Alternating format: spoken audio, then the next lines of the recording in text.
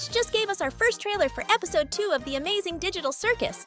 And if you haven't had time to check it out yet, we're going to do it right here.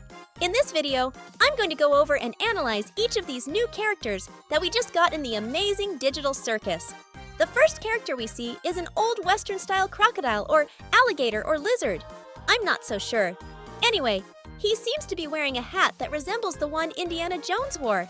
I don't feel a special vibe from him like, say, a cowboy. Apparently, this character is from Candy Canyon Kingdom. Anyway, it's pretty much confirmed that Caine is going to take them in a new minigame outside the circus, but as far as I can tell, it's not actually inside the circus, so I'm not entirely sure how that works into the show's setting. But maybe I'll theorize about that another time.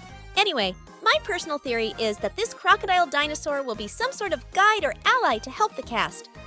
Gooseworks also seems to be very fond of the character, as shortly after the release of the Wake Up Pomni, It's Time to Go Adventure video, she posted a photo of the character on her Twitter with the words, "My boy," suggesting that Gooseworks may have certain attachment to this character.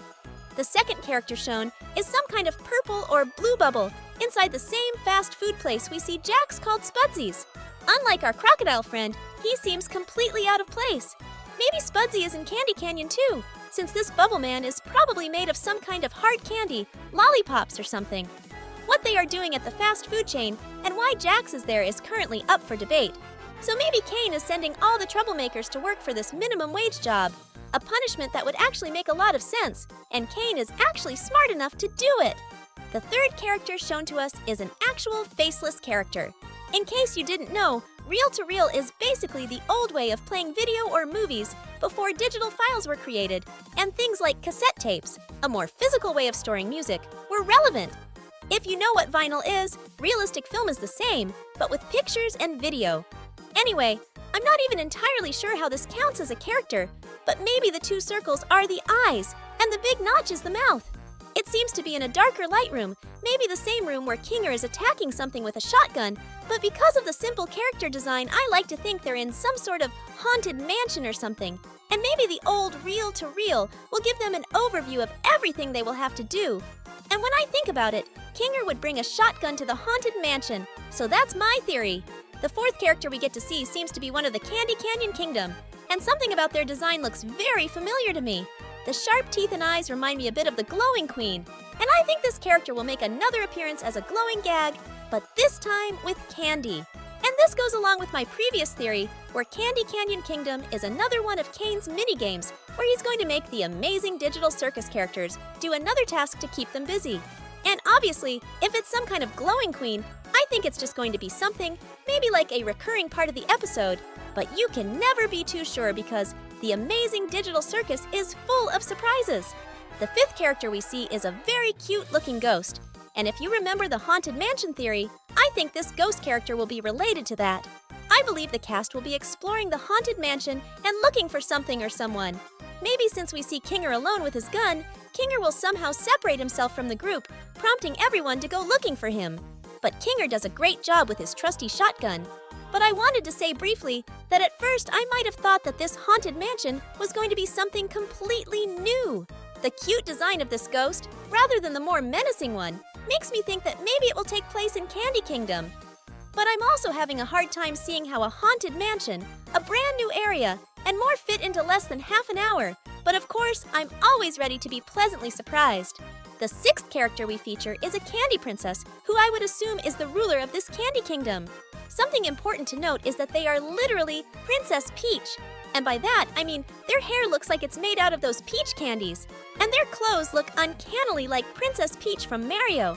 If anything, I think there's at least one joke about it. I can guarantee it. This is even more likely since the creators of Glitch Productions also run a channel called SMG4, which makes a whole bunch of funny videos using the IP addresses of Mario characters and their own to create funny situations. In any case, I can guarantee that this queen will receive the actors kindly, of course, although this is the amazing digital circus, and I think somehow the gang will find a way to get on the queen's bad side. The seventh character we are shown is some kind of light blue apparition in front of a brown curtain. They appear to be dressed in early 1900s clothing and obviously look like ghosts, which seems to be a recurring theme among these characters if you've been paying attention. I also noticed that this character has many human traits. My theory is that she was a researcher in this haunted mansion and then got possessed and turned into a ghost.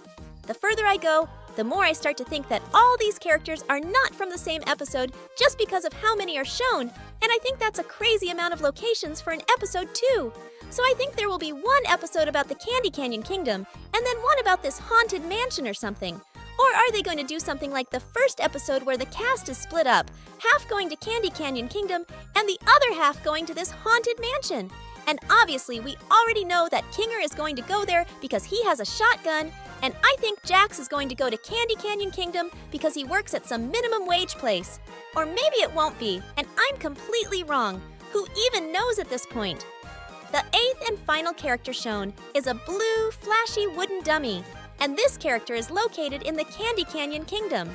Now, these wooden mannequin dolls are placeholders for future circus performers who will find their way into the circus later. We see confirmation of this when Pomni and Ragatha walk down the hall to meet Kaufmo after abstracting him. If you look closely at the door as we pass by, you'll see a lot of Passover characters that have been abstracted, as well as a portrait of a wooden mannequin. And, well, at first people might think the mannequin is part of the cast. If you look at the scene where Bubble and Caine are eating at the restaurant, the rest of the diners are the same wooden mannequins we see. Well, we know about those wooden mannequins, but we don't know much about the blue ones. There is a possibility that this blue mannequin is potentially a ghost. It would make sense with the other ghost characters we've seen. But why would he be in Candy Canyon Kingdom and not the Haunted Mansion? So much is left in the dark here. One more thing I wanted to show you to finish off this video is an image that Gooseworks posted a few weeks ago showing some brand new characters. And as you can see from left to right, we know that these characters are Human, Crocodile, Blue Ghost Woman, Candy Princess, and Bubble Man. It's currently unknown why they're all shown together and why left or rest, but I'm predicting that these 4 characters are the most important to episode 2. But that's all I could find about these characters. But let me know what some of your theories are down in the comments, and I might make it into a video. Thanks for watching, subscribe, and click on this video.